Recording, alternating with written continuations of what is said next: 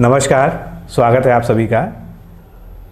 साक्षात्कार की श्रृंखला में आज हमारे साथ हैं नवचयनित सहायक समीक्षा अधिकारी। सेक्रेटरीट में इनका सिलेक्शन हुआ है उत्तर प्रदेश सचिवालय के लिए, रैंक 73 से रोहित कुमार जी।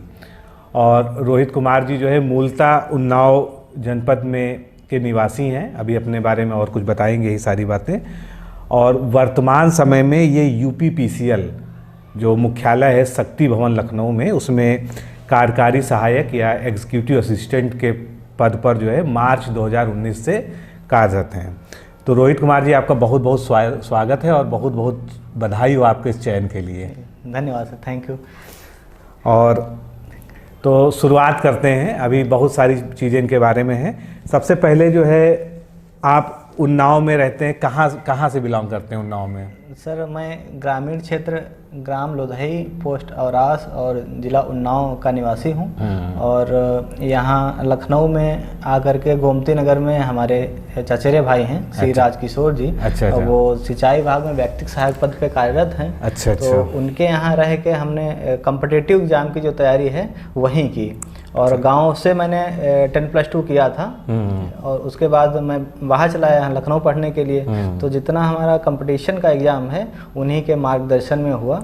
अच्छा। और उसके बाद भी पॉलिटेक्निक किया इस टाइप। अच्छा। में फिर तो परिवार में कौन कौन लोग हैं आपके जो है? परिवार में सर माता पिता हैं और एक छोटा भाई, हम 4 लोग हैं। अच्छा। परिवार में।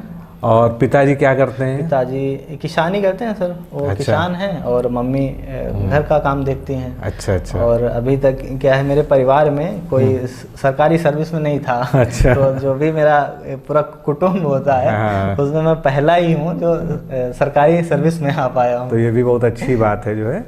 और हमारे ख्याल से आप थोड़ा पिछड़ा हुआ क्षेत्र होगा, गाँव जो आपका होगा जो है, तो उधर भी क्या सरकारी सेवा में लोग हैं? जो है वहाँ सर हैं। लेकिन जो है मेरे परिवार से अभी तो कोई नहीं हुआ था। अच्छा अच्छा। तो मैं पहला ही व्यक्ति हूँ जो अपने परिवार में सरकारी सर्विस में आया हूँ। अच्छा। तो आपका जो है ये जो सफलता है, ये आपने एक्सपेक्ट की थी, ये उम्मीद थी इस बार जो है कि आपका हो जाएगा चयन जो है? नहीं सर, बहुत ज़्यादा उम्मीद तो नहीं थी। लेकिन संस्था से जुड़ने के बाद उम्मीदें बढ़ने लगी थी कि हाँ इसमें हो जाएगा। जैसे जैसे मार्गदर्शन मिला तो उस हिसाब से उम्मीदें बढ़ गई थी। बहुत पहले तो उम्मीद नहीं थी ज़्यादा, लेकिन जैसे जैसे उसकी तरफ में बढ़ता गया वैसे उम्मीदें बढ़ती गई और सब पॉजिटिव होता गया। अच्छा। और अंततः चयन भी हो गया। तो जब चयन हुआ आपका जो है, तो घर परिवार में क्या उसके लिए रिएक्शन रहा, जो क्या माहौल? सर घर परिवार में बहुत लोग, सभी लोग खुश थे। मतलब मम्मी पापा लोग तो बहुत ही खुश थे, बाकी परिवार में सभी लोग काफ़ी खुश थे। और सफलता का श्रेय उन्हीं लोगों को जाएगा। क्योंकि जो भी मेरा पीरियड रहा पढ़ाई का, घर से बहुत सहयोग मिला। क्योंकि हम लोग ऐसे बहुत निम्न परिवार से बिलोंग करते हैं। पढ़ाई का स्तर के नाम पे तो कुछ था नहीं। और उसके बाद आर्थिक स्थितियां भी बहुत सही नहीं होती थी। तो यहाँ आया लखनऊ पढ़ने के लिए, वहाँ इंटर के बाद। तो अच्छा। कुछ दिन तक मैं तैयारी किया बाहर रह के। अच्छा। तो फिर 1-2 साल बाद थोड़ा पैसे का बोझ ज़्यादा होता है, क्योंकि परिवार चलाना, फिर बाहर रह के पढ़ाना किराए पे, तो बहुत बोझ था। तो इस वजह से आदमी कभी कभी निराश भी हो जाता है। तो मैं निराश होकर घर जा रहा था। तो यहीं भैया के यहाँ गया, जो मेरा सिंचाई विभाग में व्यक्तिक सहायक राजकिशोर जी हैं। तो वो कहते हैं जा रहे हो, अगर हम कहाँ जा रहे हैं? तो सगे चचेरे भाई हैं? हाँ, मतलब परिवार में ही। अच्छा, परिवार में ही। अच्छा। तो वो पूछ लेगा जा रहे हो? तो हमने कहा हाँ जा रहा हूँ। तो कहे वापस कब आओगे? हमने कहा पता नहीं वापस कब आऊँगा कि नहीं आऊँगा। कहें क्या हुआ? थोड़ा दिक्कत है, तो पैसे वैसे की। तो ये कब की बात है? इंटर के बाद की? ये जब मैं यहाँ तैयारी करने लगा था। अच्छा अच्छा। जब तैयारी कॉम्पिटिटिव एग्जाम की तैयारी कर रहा था इंटर के बाद। अच्छा अच्छा। तो कह रहे ठीक है, अच्छा तुम चले जाओ, लेकिन आ जाना यहाँ वापस। पैसा हो जाता तो ठीक है, और नहीं होता है तब भी आ जाना। तो फिर उसके बाद मैं रेंट पे रहता था, उन्होंने हटवा दिया रेंट से। कहना आओ आप यहीं आके रहिए हमारे यहाँ। अच्छा, उनके घर पे रहने लगे आप जो है? तो उन्होंने एक रूम दे रखा था, उनके खुद के भाई थे, 2-3 लोग रहते थे, उसी में मुझे भी शिफ्ट कर दिया कि आप लोग यहीं रह के पढ़िए। तो उनका मार्गदर्शन बहुत रहा उसमें। और इतनी चीज़ें थी, फिर टाइपिंग वाइपिंग सीखने के लिए हुआ कि टाइपिंग सीख लो। तो ये था, टाइपिंग सीखने का कोई सोर्स नहीं था कैसे सीखा जाए। तो फिर ये हुआ कि 2-3 लोग हो, एक लैपटॉप ही ले लिया जाए। फिर अब सभी लोग पैसे जोड़े, फिर भी कम हो गए, लैपटॉप फिर भी नहीं आ पा रहा था। तो फिर भैया ने जो भी कम पड़े थे सब लगा के अपना लैपटॉप दिलवा दिया। तो उससे हम लोग टाइपिंग वाइपिंग वहीं से पूरा घर से सीख गए। फिर आगे चल के ऐसे तैयारी हुआ, फिर उन्होंने कहा तो आपके भैया का बहुत बड़ा रोल रहा आपके जीवन में, जो वो भी हम लोग को देख रहे होंगे, तो उनको मेरा प्रणाम है यहीं से जो है। और आपने जो किया है निश्चित रूप से सराहनीय है। तो थोड़ा सा एक सिस्टमेटिक ढंग से शुरुआत करते हैं। पढ़ाई की क्या जर्नी है, कैसे कैसे शुरुआत हुई जो है? पढ़ाई सर मैंने हाई स्कूल और इंटर गांव से ही किया था। राजकीय विद्यालय है इनायतपुर बर्रा और आसुन्नाव में। अच्छा अच्छा। तो वहाँ से हाई स्कूल मैंने किया और वहीं से इंटर किया। उसके बाद पता चला कि कॉम्पिटिटिव एग्जाम की तैयारी करने के लिए बाहर जाना पड़ेगा। यहाँ टीचरों ने बताया कि यहाँ कॉम्पिटिटिव एग्जाम की तैयारी हो नहीं पाएगी 10+2 के बाद। हाँ। तो फिर उन्होंने कहा कि ऐसा करिए आप लोग एयरफोर्स के लिए तैयारी करिए। उसमें क्या होता है कि एक निश्चित अटेम्प्ट मिलते हैं, टाइम पीरियड 19 साल से 19 एज भी रिस्ट्रिक्टेड होती है बिल्कुल। 19 साढ़े 19 साल ही उसकी एज रहती है। हाँ। तो कानपुर चले गए। हमारे साथ कितने बैचमेंट थे, 3-4 लोग निकल गए कानपुर। 1 साल तैयारी किया वहाँ हम लोगों ने, लेकिन क्या हुआ मेरा एडमिट कार्ड नहीं आया एयरफोर्स का। 2-3 बार अप्लाई किया, उसके बाद एज ओवर हो गई थी, एडमिट कार्ड आया ही नहीं मेरा कोई। तो फिर वहाँ से निराश हो गए कि चलो कोई बात नहीं। फिर पता चला कि इंग्लिश में जिसके 50 से कम नंबर होते हैं उसका एडमिट कार्ड नहीं इशू किया जाता है। तो शायद ये रीज़न रहा हो। हाँ, नहीं तैयारी जब शुरू करते हैं ना तो कभी कभी बहुत ज़्यादा अवेयरनेस ही नहीं होती उसके बारे में। जी, हाँ। कि क्या इसमें होता है क्या नहीं होता है, और यही कोई बताने वाला होता है तो हम लोग सही ट्रैक पे पहुंच सकते हैं। जी। तो फिर वहाँ से हुआ ठीक है, तो एडमिट कार्ड ही नहीं है। फिर पॉलिटेक्निक का फॉर्म भर दिया, ऑनलाइन फॉर्म भरता। पॉलिटेक्निक में करने लगा यहीं गवर्नमेंट कॉलेज लखनऊ से। अच्छा, लखनऊ से किया है? जी। कौन सी ट्रेड से किया है? मैकेनिकल प्रोडक्शन में ट्रेड था। अच्छा। तो मैकेनिकल प्रोडक्शन ट्रेड से पॉलिटेक्निक करने लगा और 3 साल बाद लगभग पॉलिटेक्निक मेरा कंप्लीट हो गया। अब क्या मैकेनिकल प्रोडक्शन से एक गवर्नमेंट जॉब बहुत ज़्यादा नहीं है। अच्छा। प्राइवेट सेक्टर में तो उसका काफ़ी तो स्कोप आपने है। पहले इसके बारे में सोचा विचारा नहीं था कि आप ये ट्रेड ले रहे हैं, इसका क्या स्कोप है क्या नहीं है? जानकारी नहीं थी सर। अच्छा। ट्रेड के बारे में जो मिल गया, लोगों से पूछा जो साथ रहते थे, वो कह रहे हैं मैकेनिकल अच्छा होता है, गवर्नमेंट नहीं मिलेगी तो कहीं प्राइवेट ही कर लेंगे आप। अच्छा। तो ये हुआ कि चलो खैर किसी प्रकार जीवन तो चलेगा, प्राइवेट ही करके कर लेंगे। फिर जैसे जैसे समझ बढ़ी, मैकेनिकल से कर लिया, देखा कि कहीं स्कोप नहीं है सरकारी सर्विस का। अच्छा। और मम्मी पापा को हमेशा ये रहता था कि सरकारी सर्विस में हम जाएं। बिल्कुल। और वो इसलिए बहुत ज़्यादा संघर्ष करते थे हम लोगों के लिए कि सरकारी, क्योंकि अभी तक कोई सरकारी सर्विस में था नहीं, तो इसलिए हो गया था कैसे भी वो सरकारी सर्विस में हों। तो हमारे अंदर भी वो चीज़ रहती थी कि मम्मी पापा का इतना संघर्ष हमारे लिए किया, तो सरकारी सर्विस हो तो अच्छा है। तो इसलिए मैंने भी बहुत संघर्ष किया पूरा। तो पॉलिटेक्निक पूरा हुआ आपका जो है? पॉलिटेक्निक पूरा हो गया। अब फिर उसके बाद जब कहीं जॉब दिखी नहीं, सरकारी की प्राइवेट सेक्टर तो थे, चला जाता मैं चाहता, लेकिन मुझे सबसे पहले प्राइवेट ज्वाइन ही नहीं करना था। 1 साल में टाटा मोटर्स में अप्रेंटिस कर ली थी। अच्छा। उसके उसके बाद देखा कि मुझे अच्छा नहीं लग रहा है, तो यहीं भैया से सलाह ली क्या करें। तो इन्होंने सलाह दी कि ऐसा है आप तैयारी करिए गवर्नमेंट सेक्टर की, फिर अगर आपको प्राइवेट करने की इच्छुक नहीं है। तो फिर उसके बाद वहाँ रह के हमने तैयारी करी। उन्होंने अभी जो बताया कि मैं घर जा रहा था कि फ्रस्ट्रेट हो गया कि क्या करें, कुछ समझ में नहीं आ रहा, बर्डन इतना ज़्यादा होता था, घर से हर बार दिक्कत रहती थी थोड़ा। तो उसके बाद कहते अच्छा ठीक है, अभी फिर भैया ने अपने यहाँ रख लिया मुझे, कहा कि आप यहीं रुकिए।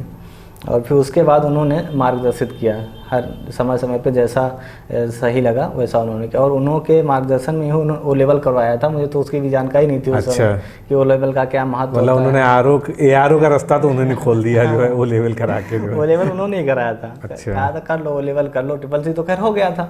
CCC तो चर्चे में रहते था, हाँ भाई CCC आवश्यक है, लेकिन ओ लेवल का उतना क्रेज नहीं था। 17 में मैंने किया था। तो फिर उन्होंने यहीं पॉलिटेक्निक के पास एक संस्था है सुमित कॉम्प्लेक्स, हेड ऑफिस है इसका, तो वहीं से मैंने ओ लेवल कर लिया था। ये रहा ओ लेवल करने का।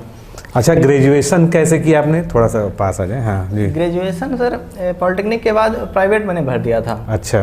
कि कहाँ से? कानपुर प्राइवेट नहीं, कानपुर यूनिवर्सिटी नहीं, एक इलाहाबाद यूनिवर्सिटी है उत्तर प्रदेश राजेश टंडन ओपन हाँ यूनिवर्सिटी। हाँ हाँ, बहुत फेमस है। हाँ, तो वहाँ से प्राइवेट मैंने भर दिया था और इधर मैं तैयारी करता रहा था। तो मतलब ग्रेजुएशन केवल नाम के लिए आपको हाँ, करना था जी, जो है, तो जी, ग्रेजुएशन। क्या उसमें सब्जेक्ट लिया आपने जो है? उसमें सर पॉलिटी साइंस थी और शिक्षा शास्त्र था, इकोनॉमिक्स थी। अच्छा अच्छा, तो बहुत अच्छा जो है।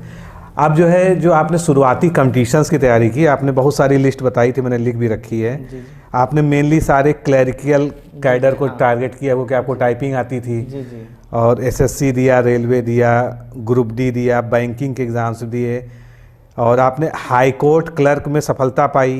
जी जी और उसके बाद जो है आप फास्ट ट्रैक कोर्ट में आपको चंदौली पोस्टिंग हुई, आपने वहाँ भी सफलता पाई। फिर आपने सिविल कोर्ट में भी आपका जो है क्लर्क में हुआ, उसमें भी आपने सफलता पाई। जी जी। हाँ, तो शुरुआती दौर में क्या था सर कि मुझे जानकारी नहीं थी कि किसकी तैयारी करना चाहिए नौकरी के लिए। उसमें ये था कि हमको एक सरकारी सर्विस चाहिए कोई। अब कौन सी चाहिए, क्या पैटर्न होता है, उसका क्या करना चाहिए, क्या पढ़ाई की कोई जानकारी नहीं थी। तो जो आया, तो शुरुआत तो मैंने ग्रुप डी रेलवे से करी थी। रेलवे ग्रुप डी के फॉर्म, उसके बाद ग्रुप डी में तो खैर नहीं हुआ, 2 बार एग्जाम दिया मैंने। उसके बाद एसएससी सुना लगता था कि हाँ एसएससी से सर्विस है, तो एसएससी एमटीएस और एसएससी 10+2 सीजीएल के एग्जाम देता था। अभी तक ये जो अपने उत्तर प्रदेश सरकार द्वारा चयन किया जाता है, लोक सेवा आयोग, अधीनस्थ चयन सेवा आयोग, उसके बारे में तो सोचा भी नहीं, उसके बारे में मुझे जानकारी ही नहीं है बिल्कुल। हाँ हाँ। अभी तो मैं railway group D and SSC के एग्जाम दे रहा हूँ। हाँ। अब रेलवे ग्रुप डी नहीं हुआ। एसएससी के चूंकि एग्जाम लगभग हर साल में हो जाते थे, हाँ, या तो होते ही एमटीएस हैं, या 10+2 या सीजीएल के। हाँ। तो लगता था कम से कम ये तो हर साल आते हैं, तो इसकी तैयारी कर लें।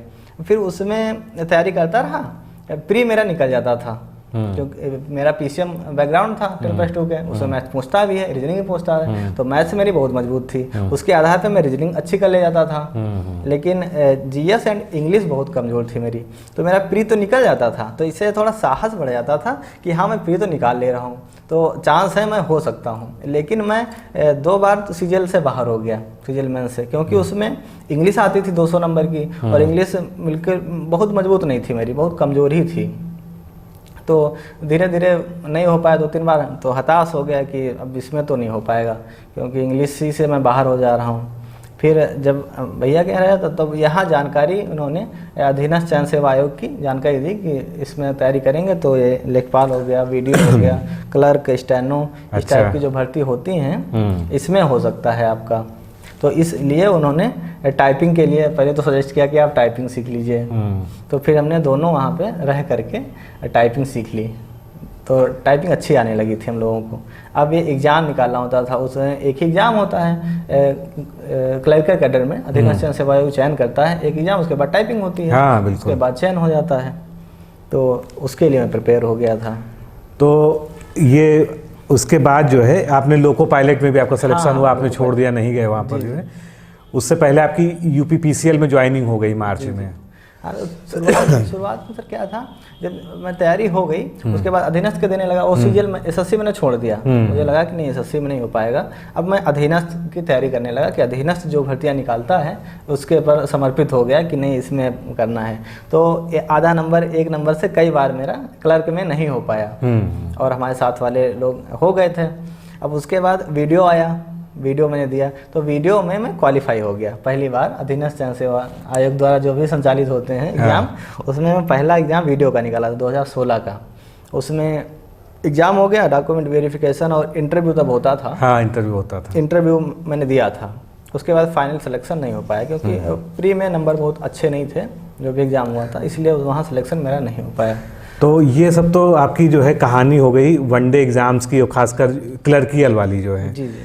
2019 में आप आ गए जो है यहाँ पर शक्ति भवन जो है। 2019 में आ गया, एक सरकारी नौकरी भी आपको मिल गई थी। ठीक है, और मुख्यालय में बैठे तो ठीक ही ठाक होगी, भले जो है अगर वेतन की दृष्टि से देखें तो बहुत अच्छी नौकरी नहीं मानी जा सकती है, लेकिन एक प्रतिष्ठा के उस पर जो है ठीक है नौकरी जो है। 2019 के बाद क्या हुआ कि आप फिर जो है आरओ की तरफ झुके, जो है आपने पहले ही अटेम्प्ट में इसको क्लियर किया है। तो उसके बाद कौन सा टर्निंग पॉइंट आया जो है कि आप आरओ की तरफ बढ़ गए, फिर जो है आपने तैयारी शुरू कर दी जो है? सर जैसे तैयारी हो गई थी, इसमें प्री एग्ज़ाम तो अब निकलने लगे थे, और जो क्लरिकल कैडर के हैं उसमें ये मेरा सही था, क्योंकि अधीनस्थ चयन सेवा आयोग जो भी संचालित कराता है 2000 ग्रेड पे का होता है, मेरा 2600 था, इनका अलग है मेरे विभाग का सिस्टम। तो ये हुआ कि क्लरिकल कैडर के हिसाब से तो मेरा सही स्थायित्व भी हेडक्वार्टर में था और कहीं ट्रांसफर भी नहीं, नॉन ट्रांसफरेबल पोस्ट थी। तो ये हुआ कि अब तो ठीक है, अब इससे ऊपर ही कुछ देखा जाए। तो मैं आरओ के मूड बना लिया था कि उधर सेंट्रल का तो ना हो पाएगा सीजीएल वगैरह, अब इसी में देखते हैं क्या है। तो इसमें हमको आरओ लगा कि जो हमारी पहुंच में है इसको हम कर सकते हैं। तो फिर उसके लिए मैं अब आरओ के लिए देखने लगा। फिर यूट्यूब पे सर्च किया हमने कि आरओ का क्या है, तो स्ट्रेटजी वगैरह मैंने सर्च की, तो फिर आपका चैनल आया, ये डिकोड एग्जाम का चैनल आया, स्ट्रेटजी वीडियो। तो सबसे पहले मैंने स्ट्रेटजी देखी, तो स्ट्रेटजी जैसा समझाया गया वीडियो में वो हमको मतलब काफ़ी अच्छी लगी कि हाँ ऐसे हो सकता है। तो फिर हमने वो पूरी देख ली, देखने के बाद फिर उसके अग्रसर हो गया, करने लगा थोड़ा थोड़ा मेहनत। अब उस समय 2019 में ज़्यादा समय तो मिल नहीं पाता था क्योंकि नई सर्विस थी और वहाँ जाओ ऑफिस से आओ थकावट भी आ जाती है, तो बहुत ज़्यादा समय मुझे नहीं मिल पाता था। बट मैं कंटिन्यूटी बनाया हुआ था, जो भी हमको 1 या 2 घंटा समय मिलता था वो मैं पढ़ लेता था। उसके बाद क्या हुआ सर, कोविड आ गया। तो कोविड ने हमको बहुत लाभ पहुँचाया। कोविड ने ऐसा कि छुट्टी हो गई थी, सब बंद हो गया था पूरा। तो उस दौरान क्या हुआ कि हमको पढ़ने का टाइम मिल गया। फिर आपके संस्था से मैं उसी समय जुड़ गया था, 2020 में शायद मैं जुड़ा था, और उसके हिसाब से जो मार्गदर्शन मिला मैं पढ़ता रहा। और उसमें जैसे जैसे मैं करता गया और ऊर्जा आती गई कि हाँ अब हो जाएगा, अब हो जाएगा, तो फाइनली फिर से हो गया। आपने आपदा में अवसर तलाश लिया जो है कोरोना में। और वास्तव में कोरोना जो है अगर देखा जाए तो मानव इतिहास में दर्ज रहेगा, सभी के ज़िंदगी में कोई ना कोई बड़ा परिवर्तन हुआ है, भले वो सकारात्मक हुआ हो या नकारात्मक हुआ हो, लेकिन कोविड ने सभी को कुछ ना कुछ दिया है या लिया है और उसके जीवन को पूरी तरह से परिवर्तित किया है। तो अब थोड़ा सा जो है आप हमारे साथ जुड़ गए उसके बाद जो है जी, और यूट्यूब पे वीडियोज़ वगैरह देखते ही होंगे सारे उस समय तो जो है। और कोरोना में हम लोगों ने और ज़्यादा जो है, क्योंकि हम लोग भी पूरी तरह से खाली थे, तो जो है ज़्यादा जो है हम लोग के कंटेंट जो है वहाँ पढ़ते थे।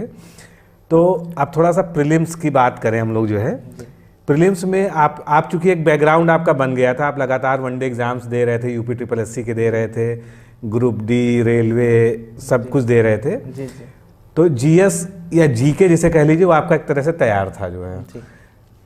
लेकिन उसके बाद भी जो है आपने जब आरओ की तैयारी शुरू की तो उसमें आपने क्या जो है कुछ नया पढ़ा, जो कुछ नई बुक्स पढ़ी, या क्या आपने सामान्य अध्ययन के लिए क्या अपनाया तरीका जो है? सर मैंने नया तो कुछ नहीं, ज़्यादा नहीं पढ़ा था, क्योंकि मेरे पास इसमें समय का अभाव रहता था। इस वजह से मैं लिमिटेड सोर्स ही पढ़ने का प्रयास करता था कि लिमिटेड चीज़ें मैं पढ़ूंगा तो मैं रिवाइज कर पाऊंगा, अन्यथा मैं रिवाइज नहीं कर पाऊंगा। तो मैंने पुनरावलोकन यूट्यूब पे देखा था, तो काफ़ी लोगों ने सजेस्ट किया था कि ये घटना चक्र की जो पुनरावलोकन आती है इसको आप अगर पढ़ लेंगे तो प्री निकल जाएगा। और हिंदी अगर आप अच्छे तैयार हो और उसके साथ, तो हमने अच्छा ठीक है। तो फिर हमने पुनरावलोकन सब ले ली थी पूरी। अच्छा। पुनरावलोकन ले लिया और उसी को मैं पढ़ने लगा। तो पुनरावलोकन घटना, मैं उसके बाद दूसरी कोई बुक नहीं पढ़ता था। पुनरावलोकन मैंने 5 से 6 बार पढ़ डाली थी अच्छे से, उसके ज़्यादा ही हो सकता है, इससे कम नहीं होगा। तो 5-6 बार मैंने पुनरावलोकन पढ़ लिया और प्लस आपके संस्था से तो जुड़ा ही था, तो जितने वीडियो होते थे वीडियो में अच्छे से देख लेता था पूरे, क्योंकि पढ़ने का ऑफिस में टाइम तो नहीं मिल पाता था। तो वीडियो देखना इजी होता है, थोड़ा कहीं टाइम मिल गया, भी जो है समय निकाल के टाइम अपना ईयरफोन लगा के देख लिया, तो मैं वीडियो अच्छे से पूरा देख लेता था और बाकी पुनरावलोकन पढ़ता था, उसी से प्रैक्टिस करता था। अच्छा। और इससे पहले भी जैसे लोग कहते हैं ना कि भूगोल के लिए महेश वलवाड़ पढ़ो या एनसीईआरटी सारी बुक्स पढ़ो, हिस्ट्री के लिए एस के पांडे पढ़ो या और, तो मतलब आपने हार्ड कोर बुक्स जो है जिसको लोग रिकमेंड करते इस तरह की बुक्स नहीं पढ़ी? नहीं पढ़ी, 1-2 बुक पढ़ी हैं, वो बताऊंगा। अभी हिस्ट्री की मैंने कोई स्टैंडर्ड बुक नहीं फॉलो करी थी, सिर्फ पुनरावलोकन जो संक्षिप्त पहले दिया होता है वो पढ़ लेता था, उसमें प्रैक्टिस करता था। और भूगोल की महेश बर्णवाल मैंने पढ़ी थी। अच्छा। और उसके बाद पर्यावरण की परीक्षावाड़ी और यूपी स्पेशल की परीक्षावाड़ी, मतलब पुनरावलोकन के साथ। अच्छा। ये बुक मैंने 2 पढ़ी थी अलग से। अच्छा, हिंदी का क्या था आपका, जो है हिंदी कैसे तैयार करती थी? हिंदी का एक हरदेव बाहरी आती थी, सिर्फ वही बुक मैंने पढ़ी थी हिंदी के लिए। अच्छा। और बाकी जो संस्था द्वारा PDF दी गई थी वो पढ़ता था। ई बुक वाली PDF? हाँ, ई बुक वाली PDF। अच्छा। तो प्री के लिए तो इतना मेरे लिए तो इनफ हो गया, इसी से मेरा निकल गया था। हाँ। घटना चक्र पढ़ के और ये ई बुक और महेश बनवार, सॉरी हरदेव बाहरी, हरदेव बाहरी पढ़ के इतने में प्री मेरा हो गया था, क्लियर हो गया था।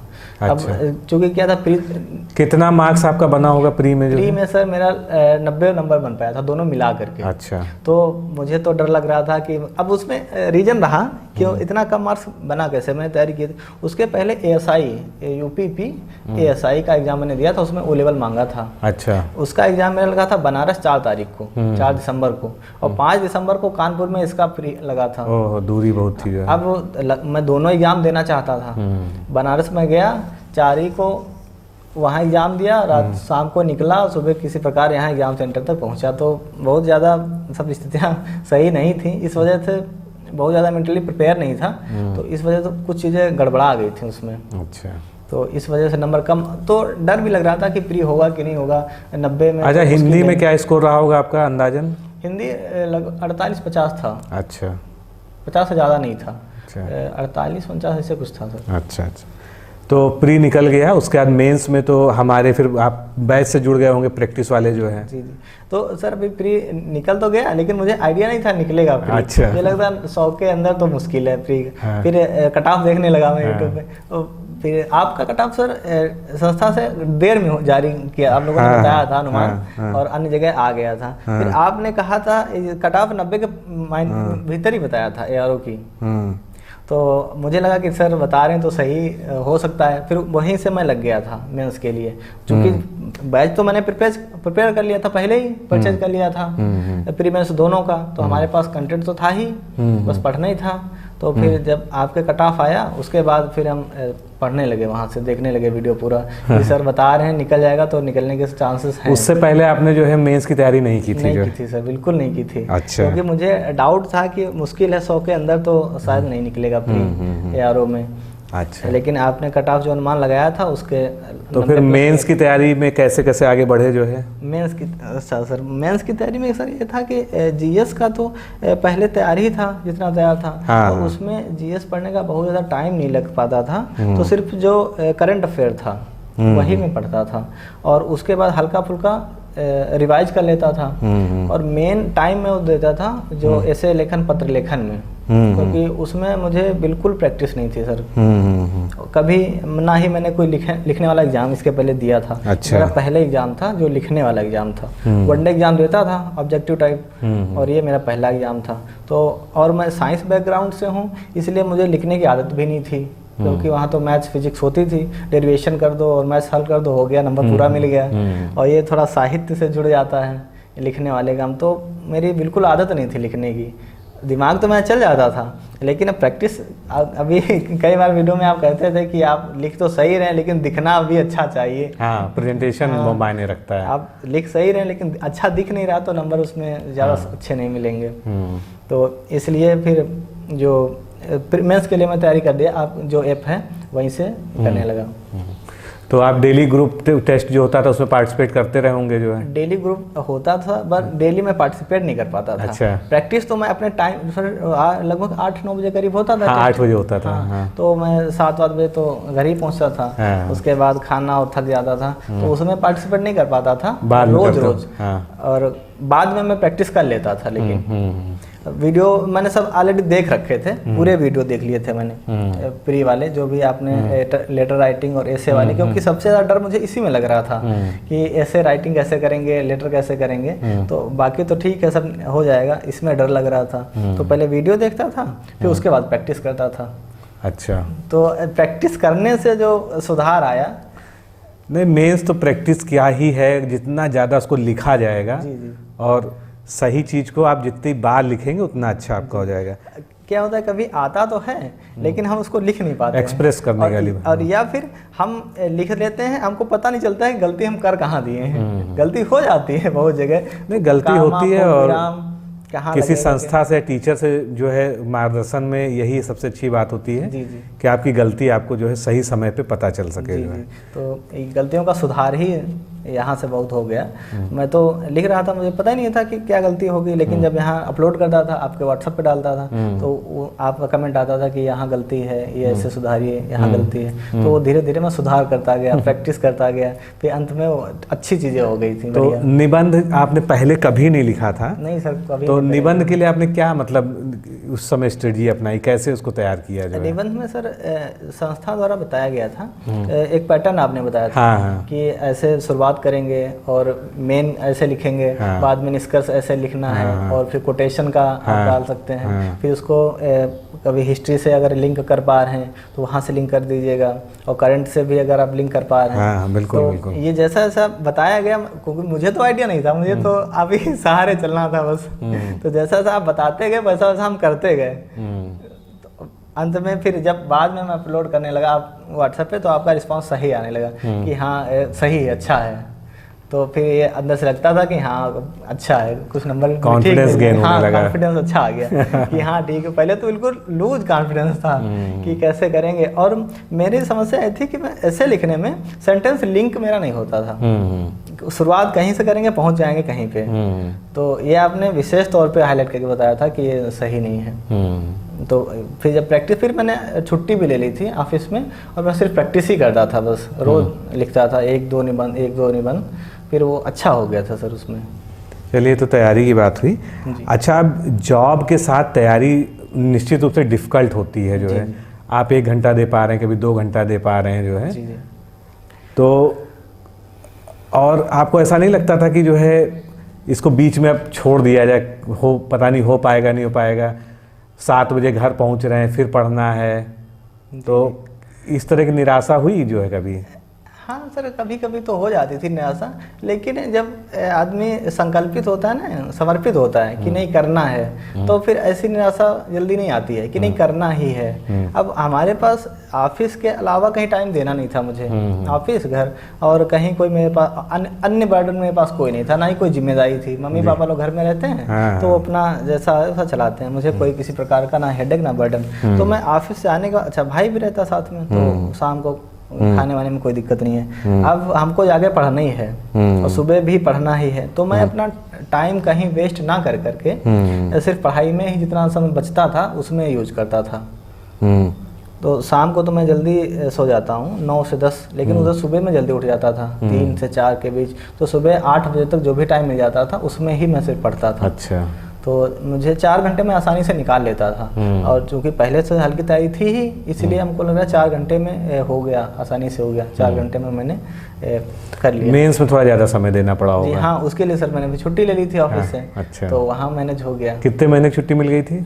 35 दिन की मैंने ली थी। हाँ, 35 दिन तो लास्ट के प्रिपरेशन के लिए बहुत सफिशियंट है। अगर निरंतर चल रहा है तैयारी जो है, तो 35 दिन अगर आखिरी में कायदे से पढ़ाई हो जाए 10-12 घंटा डेली जो है, तो हाँ। और इसके बारे में ग्रुप में आपसे भी चर्चा हुई थी कि सर छुट्टी कब लें, बहुत लोगों ने पूछा था। तो आपने कहा था कि लास्ट में 1 मंथ ले लीजिएगा। हाँ, 1 से 1.5 मंथ जो है जरूर ले लेनी चाहिए, जहाँ पे संभव मिलना। जी। तो मैंने फिर 35 डेज के लिए अप्लाई कर दिया था, तो मुझे मिल गई थी। तो प्रैक्टिस मेरी मेंस के लिए फिर वहीं से हुई पूरी, उसी में मेरा मैनेज हो गया सब। अच्छा, अब आपकी जो है तैयारी तो एक स्तर पे पहुंची गई है, और आपको अब सचिवालय में ARO का पद मिल गया है, ठीक ठाक जो है जॉब है ये जो है। अभी इसके आगे भी कुछ सोचना है, आप यहाँ पे ठहर जाएंगे जो है? नहीं सर, अभी PCS अब देंगे गंभीरता से। अभी मैंने PCS दिया है, लेकिन मैं उसके लिए इतना गंभीर नहीं था, तो इसलिए बहुत अच्छी तैयारी भी नहीं थी। अब मैं उसी को फोकस करके एग्जाम दूंगा। अच्छा। और पूरे अपने सामर्थ्य के साथ दूंगा, अगर हो जाता है तो बहुत अच्छा है। नहीं, हम लोग भी जो है कामना करेंगे कि आप जो है आगे के लिए लगिए, PCS के लिए लगिए, क्योंकि आप जीवन में स्टेप बाय स्टेप आए हैं। जी। एक पद दूसरा पद जो है, तो अभी आपके सामने संभावनाएं भी हैं जी, और आप कर सकते हैं। और वहाँ भी आपको तैयारी का समय मिल जाएगा, जितना आप कर रहे थे 2-3 घंटा तो आप आराम से मैनेज कर ही लोगे जो है। जी। कोई इतना ज़्यादा अभी शुरुआत में बर्डन नहीं होगा, बाद में बर्डन बढ़ता जाता है सचिवालय में जो है। जी। तो आपको ये जो आपकी पूरी जर्नी रही है, इसमें क्या लगता है कि आप कौन सा एक ऐसा आपका जो है पॉइंट था मेन, जो जिसकी वजह से आप इस तैयारी में टिके रहे और दूसरों को भी सलाह देना चाहते हैं वो जो है कि उसको फॉलो करना चाहिए तैयारी में जो है? सर ऐसा था कि ये जो जॉब मैं कर रहा था ये बहुत अच्छी जॉब नहीं है। कनिष्ठ सहायक जो पद था मेरा, और अपने में उतनी ऊर्जा थी, हमारे अंदर क्षमता भी थी, तो मुझे लग रहा था कि मैं इससे अच्छा कर सकता हूँ और मुझे टाइम भी मिल जाता था। तो उसके लिए मैं सोचा कर सकता हूँ, तो मैंने पूरा अपना प्रयास किया, जितना मुझे जितना जहाँ से भी समय मिला, जो भी हमको सोर्स मिले और जो भी सहयोग मिला, तो मैं निरंतर मेहनत करता गया। तो उसके अकॉर्डिंग मैं यहाँ पे पहुँच पाया हूँ सर।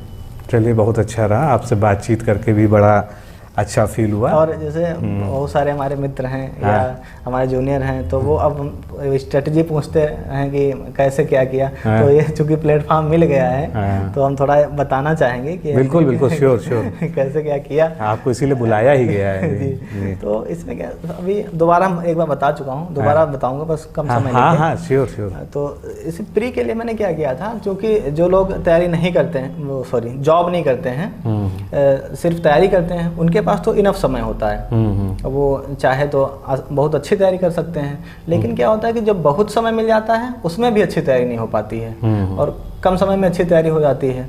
तो इसलिए जो जॉब नहीं कर रहे हैं या कर रहे हैं, तो वो एक सिलेक्टेड चीज़ें पढ़ें, मतलब लिमिटेड सोर्स।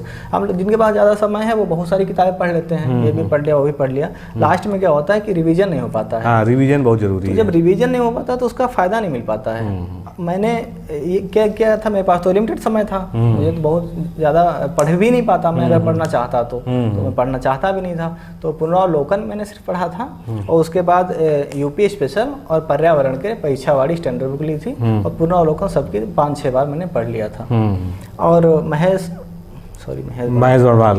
बर्नवाल की ज्योग्राफी, हाँ ज्योग्राफी पढ़ी थी महेश बर्नवाल की, और उसके बाद हरदेव बाहरी की हिंदी पढ़ी थी। तो मुझे लग रहा है अगर इतना ही अच्छे से पढ़ लिया जाए तो प्री आराम से प्री निकल जाएगा, कोई डाउट नहीं है। प्री में कोई डाउट, और सिर्फ मैंने इतना ही पढ़ा था।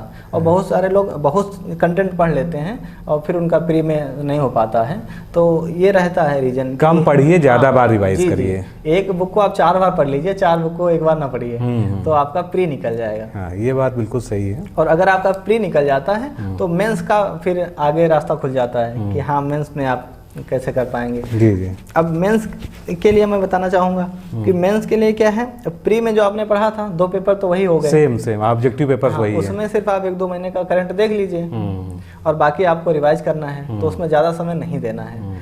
अब मेंस में जो पत्र लेखन ऐसे राइटिंग रही, तो उसमें मेहनत करना है मुख्यतः। तो जो लोग सर्विस में होते हैं वो पत्र लेखन उनको थोड़ा बहुत आइडिया होता है, थोड़ा बहुत आइडिया हो जाता है। मुझे आइडिया था, थोड़ा बहुत ही आइडिया था, बहुत आइडिया नहीं था, क्योंकि हर जगह पैटर्न अलग अलग है। शासन का बिल्कुल अलग है, सब नहीं सर, जो कार्यालय हैं, हाँ नहीं वो तो कह रहे शासन का बिल्कुल अलग है, बाकी कार्यालयों का पत्र अलग है, बिल्कुल पत्र अलग अलग है। तो अब उसमें कंफ्यूजन हो जाता है कि कौन सा सही है कौन सा गलत है। तो शासनादेश जो वेबसाइट है up.ui.in, तो वहाँ से आप देख सकते हैं। पहली चीज़ तो आपको अगर कोई संस्था से नहीं जुड़े हैं तो आप डायरेक्ट साइट जाइए, वहाँ से अपना पत्र लेखन देखिए। उसके बाद अगर आप संस्था से, जैसे मैं जुड़ा था यहाँ से, तो इस संस्था से अगर आप जुड़ गए हैं तो फिर आपको कुछ सोचना ही नहीं है, फिर तो आप यहाँ से सब कुछ मिल जाता है। पत्र लेखन का मतलब सिस्टमेटिक तैयारी यहाँ से मेरी हो गई थी पूरी, और इतनी ज़्यादा प्रैक्टिस हम लोगों ने कर ली थी कि वहाँ कोई दिक्कत ही नहीं आई मुझे किसी प्रकार पत्र लेखन में, ऐसे राइटिंग में। और ऐसे आपने जो तैयार करवा दिए थे सर, उसी में से आ जाता है। पिछली बार भी आ गया था और इस बार भी। और मेन चीज़ सर मेंस के लिए रहता है कि प्रैक्टिस आप कितनी कर ले रहे हैं। अगर आप ज़्यादा से ज़्यादा प्रैक्टिस कर लेंगे तो निश्चित तौर पे लिख के ही पूरा जो है तैयार लिख के आप मौखिक पढ़ लेंगे, आपको आ जाएगा, आपको लगेगा कि मुझे आता है मैं लिख लूंगा, बट वहाँ हाथ नहीं चलेगा, वहाँ आप अगर लिख भी लेंगे तो कहीं ना कहीं गलती जरूर हो जाएगी। वो गलतियों का सुधार सिर्फ लिखने से ही होता है। तो जो अपने यहाँ संस्था द्वारा लास्ट 1 मंथ तैयारी करवाई जाती है प्रैक्टिस, तो वो प्रैक्टिस बहुत कंपलसरी है। अगर कोई जुड़ा है तो उसको जरूर करना चाहिए, और अगर जुड़ते हैं तो मेंस के लिए तो बहुत रास्ता इजी हो जाएगा अगर आप यहाँ से जुड़े हैं। तो मैंने तो वही सर मेंस के लिए 2 पेपर तो मैंने प्री से तैयार थे, बाकी यहाँ मैं प्रैक्टिस करा था बहुत, क्योंकि मुझे पता था कि मैं लिखने की मेरी आदत है नहीं बिल्कुल। तो मैंने जितना बताया था सब प्रैक्टिस कर लिया था। भले मैं टाइम में नहीं कर पाता था, बाद में कर लेता था, बट प्रैक्टिस में जरूर करता था। तो ऐसे मेरा ये सफलता हासिल की मैंने। बहुत बहुत बढ़िया रोहित जी। तो और आपको जो लोग देख रहे हैं, मैं उनकी तरफ से फिर से एक बार शुभकामनाएं देता हूं कि आप जो है जल्दी ही अपने अगले लक्ष्य की तरफ भी अग्रसर हों और एक और नई सफलता जो अपने साथ जोड़ें जो है। और जो भी आप लोग के कमेंट हैं रोहित जी से जो आप पूछना चाहते हैं, वैसे इन्होंने बहुत अच्छे से स्ट्रेटजी जो है मैंने प्रश्न कम पूछे लेकिन उन्होंने खुद से सब कुछ बताया है, ये बहुत अच्छी बात है। तो निश्चित रूप से आप उसको फॉलो करेंगे, आपको बहुत अच्छा भी लगेगा। तो आज के इस साक्षात्कार को यहीं पे समाप्त करते हैं और फिर किसी अगले साक्षात्कार में मिलते हैं। आप सभी को बहुत बहुत धन्यवाद, धैर्यपूर्वक आपने देखा। और रोहित जी आपको भी बहुत बहुत बधाई फिर से और धन्यवाद कि आप आए। तो सभी को नमस्कार, धन्यवाद।